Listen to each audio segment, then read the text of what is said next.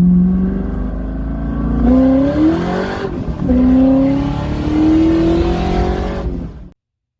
guys, what's going on? I'm Nick, and this is Corvette Modified, and I'm coming to you from Phoenix, Arizona, the day after Thanksgiving. Happy Thanksgiving to everybody out there in the US. On this week's episode, I am looking to make my car louder than it already is by doing a new mod. And a little bit of background on the instruments that make up the sounds coming out of my Corvette C5. I am currently running FLP catted headers with GHL exhaust and QTP cutouts that are welded in them, and I'm normally running my cutouts open. And then I also have a Vortec V3 ANA supercharger kit and a 220/220 baby cam inside of the engine. And along with that, I'm also running some Lunati forge rods and pistons in my short block.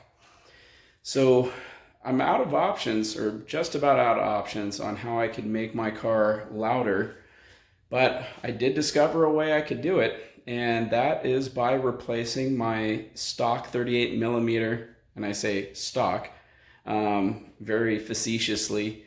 I have a 38mm blow-off valve that comes with the ANA supercharger kit, and I'm going to be replacing it with Big Bubba. Big Bubba is a 52mm Turbo Smart blow-off valve, and to make it even louder, I'm going to be installing it with the trumpet. You can install it with a little filter. I believe you can recirculate it, and if you want to be like me to make it sound like a flock of bald eagles or having a party coming out of your Corvette, you put on the trumpet. So that's what I'm going to do. And before I get started, I have seen and did a lot of research previously on how do you raise a lowered Corvette C5, particularly with side skirts. So I thought it might be helpful just to see the products and the process that I go through to raise my Corvette onto jack stands for others. So without further ado, let's get going. A little bit of a technique to be able to get the car up on jack stands since I don't have a jack. So I use these thick Elite Engineering jacking pucks, and the thing that's really nice about these is they go into the factory locations, but they protrude beyond the side skirts. So it makes it easy and safe.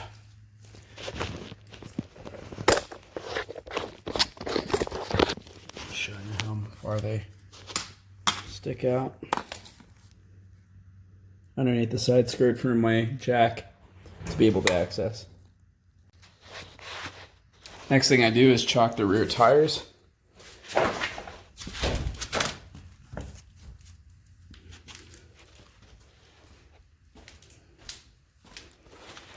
And I've positioned my jack. I have a Harbor Freight 2-ton low profile jack. Love this thing. Never had an issue getting underneath a lowered car. And then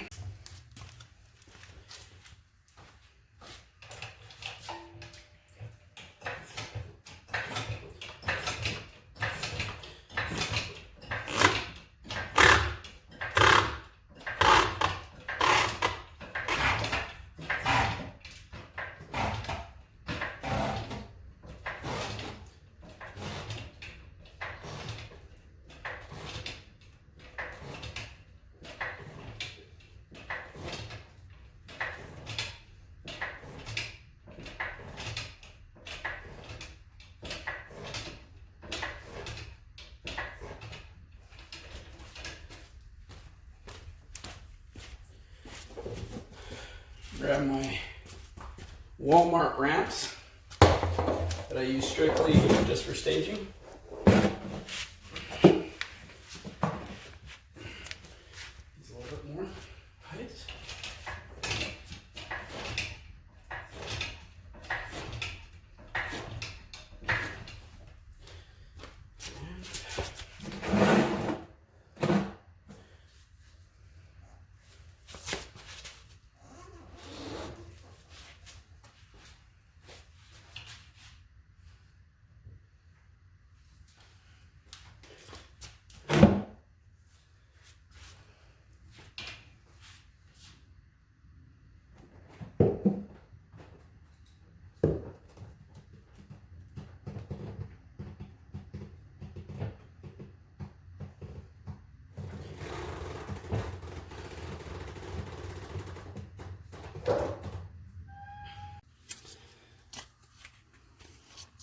So I needed to jack this one corner up so I had access to the front sub-member. And what I do is I have a 2x4 that's probably like, I don't know, 16, 18 inches long or so. And I try and get it as dead center as possible to, to access the cross member. And that's just the sound of me having a box in my cabinet and I need to move so I have some room to jack. There we go.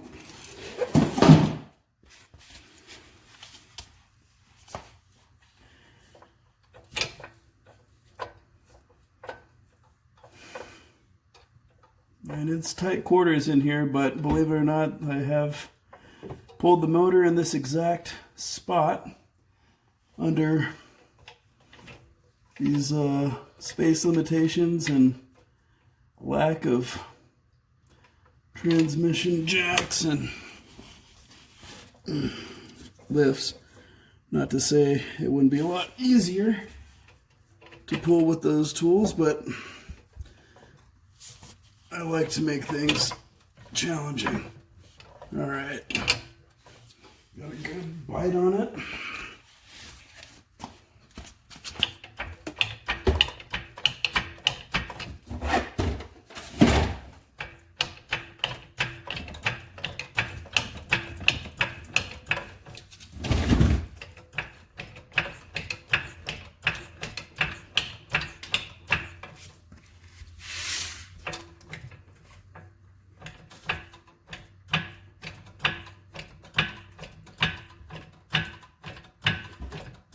So goal number one is just to get this thing level.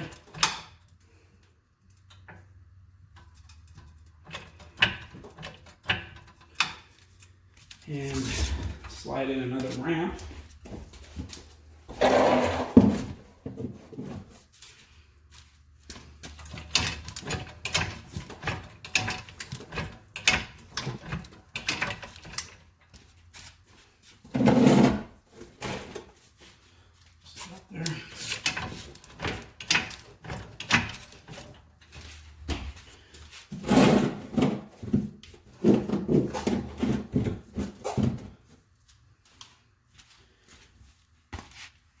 And fortunately,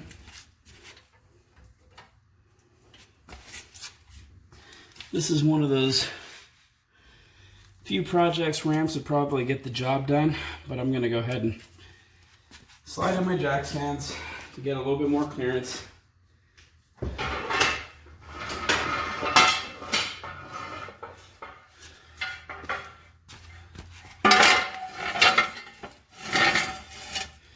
I've never regretted having ground clearance.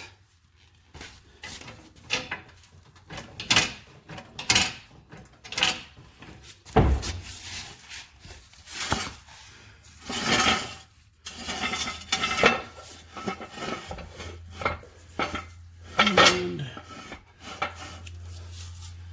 there's always that intercooler piping that gets in the way.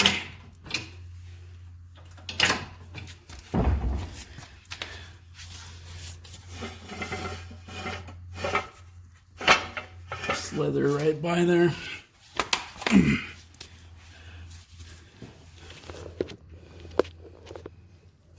And I like to put the jack right here.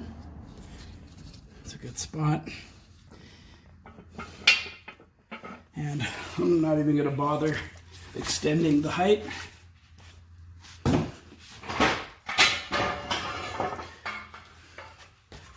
Go ahead.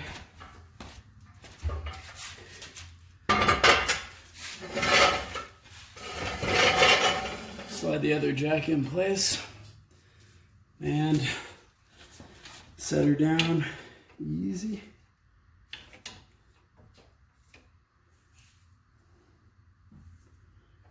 And double check. I'm coming in hot. Looks pretty good on this side. Come back just a hair on that side. A little harder than I like, but that'll do. Want to do a quick little PSA about jack stands and share a little story about when I was first learning how to work on cars, and I was underneath my Subaru Legacy at the time. I was using some cheap 2-ton Harbor Freight jack stands, and I was wrenching really hard to break free a suspension bolt, and I was using like a super undersized ratchet too, and I go to crack it loose, not paying attention, and I smack my hand against this handle on my cheap jack stand, and this thing shook, and I had enough time. It felt like it was in slow motion where it looked like the handle was coming up, and I could just visualize the jack stand slamming down. I didn't have a lot of ground clearance, and I was imagining the oil pan becoming a part of my face. So that didn't happen, thankfully, and I'm still here now making YouTube videos and telling you about this little story. And that absolutely scared the crap out of me. So I did research, and buying a lift for my garage was never going to be an option. And at the time, I wasn't aware of the, what's it called, the quick jack they sell at Costco, and that's a nice option. So what I ended up doing is picking up these 12-ton ultra heavy-duty big red jack stands, and the feature that I found on them that I couldn't find in any other jack stands when I was doing my research is that they have this pin here, and this locking pin up here. You can take in and out, and it slides into the teeth of your jack stand. So if you bang your hand into this, you try and lift it, you cannot lower the jack stand unless you pull that pin out. The other thing I liked about these jack stands is they have a really wide base. I think it's about 4 inches on the mouth, and they have a wide base and stance. They have really high ground clearance. I think on their top tooth they're at 24 inches. I've been able to pull my front subframe, pull the engine out of my car using these. There really isn't anything I can't do. So regardless of whatever option you're using, highly recommend you spend the coin and get something that's over the top safe. This is just one of those tools you don't want to screw around with.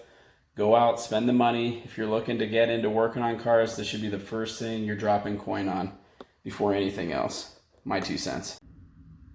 So to access the blow-off valve, all I have to do is pull this access panel, and there's a pipe that gets shot out here that I'm going to be removing and then putting on Big Bubba. And you'll notice that I have an abundance of zip ties.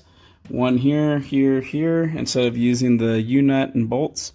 And the reason is I've actually punctured this hose, and I've punctured the blow-off valve hose over the life of the vehicle, because these bolts that go through the U-nut are very sharp and they are very long. And I've mistakenly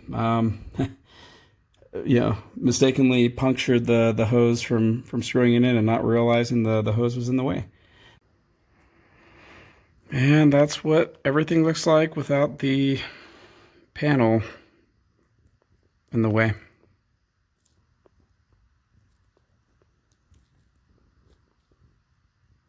So all I gotta do is pull off this screw, disconnect the vacuum line, and do the swap. And this is a comparison between Big Bubba and the 38mm.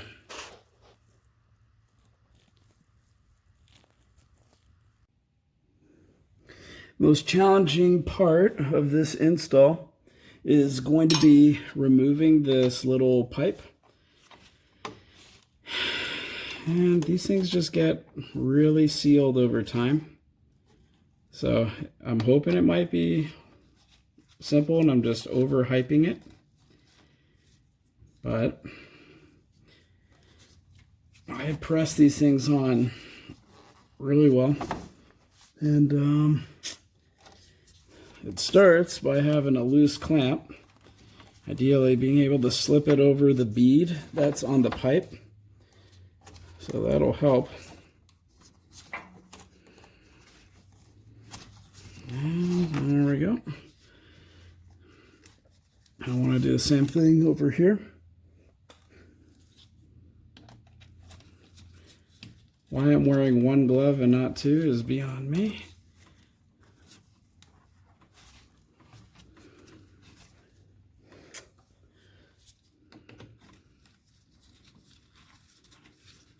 Okay, there we go. And now the fun begins. Okay, time to install the new pipe. Number one, most important thing you can do when installing any of these pipes, make sure the clamps are in place before you do it. You're gonna have a bad day, because you get to do it again. Ask me how I know. Didn't do it today, but I've done it many times. And the key here is I need this needs to be pointed in this direction. Otherwise, I'm not going to have room for Big Bubba to clear. And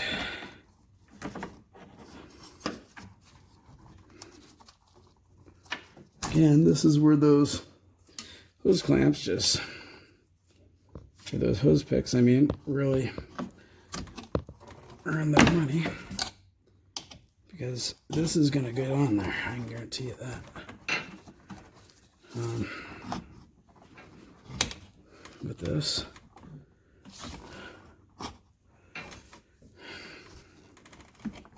So.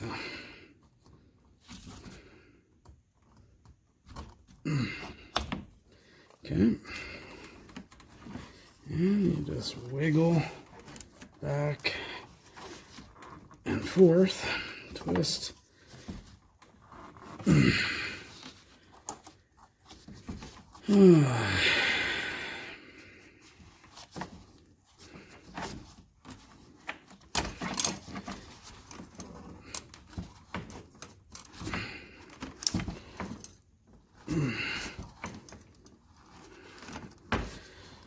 I know this looks a little sexual here, but honestly, it's the one of the best ways I find to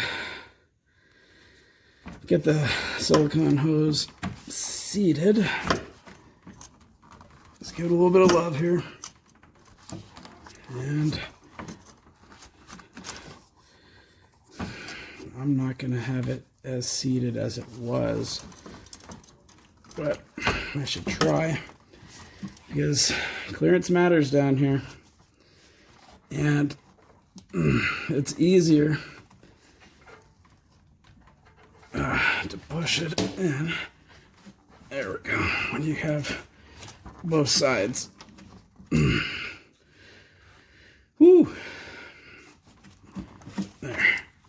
So I can push against each other here. So this side's already on. Piece kick. That's a bit of a bummer. The other thing we have to mention is make sure the clamp is in the correct orientation, and I have it facing up and set it down. So that's a rookie mistake right there. All right, it took some wrestling, but I got this thing in there. Took some serious wrestling. And you need this really as tucked in as possible, because if it sticks out at all, you're losing ground clearance. And my car is already lowered, so there's not an abundance of that. Oh, and almost made that rookie mistake again of not slipping that clamp on prior to seating it. And saying doesn't have a lot of space here. Again, the most clearance if you can get this thing seated as much as possible. And one thing I notice is this rookie mistake is that I didn't tighten this, and I didn't tighten this in the correct location before I mounted the pipe, and then discovered it was hitting the fender liner. So not a lot of clearance here, but I'm gonna get it.